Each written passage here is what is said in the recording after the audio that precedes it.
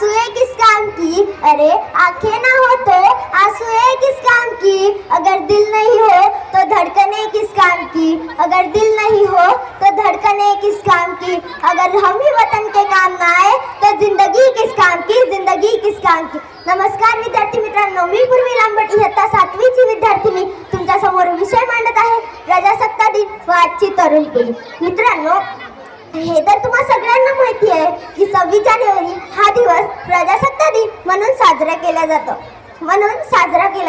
पण मित्रांनो, आजची ही तरुण पिढी यांना तर ना 26 जानेवारीचं भान असतं ना 15 ऑगस्टचं, यांना तर फक्त आपला मोबाईल आणि सोशल मीडिया एवढंच। जर आता आपण एखाद्याला विचारलं, अरे 26 जानेवारीला काय झालं होतं, तर तो सांगतो 26 जानेवारी हा दिवस गणतंत्र दिन म्हणून साजरा केला जातो। आणि मग 15 ऑगस्टचं विचारलं तर प्रजासत्ताक दिवस सांगतो। मित्रांनो, यांची 26 जानेवारी आणि 15 ऑगस्ट तेव्हा आठवते जेव्हा एखाद्याची पोस्ट किंवा रील बघितली तेव्हा, पोस्ट किंवा रील बघितली तेव्हा जशीच ते आठवली तेव्हा एक झेंडा घेतो, फोटो काढतो, पोस्ट करतो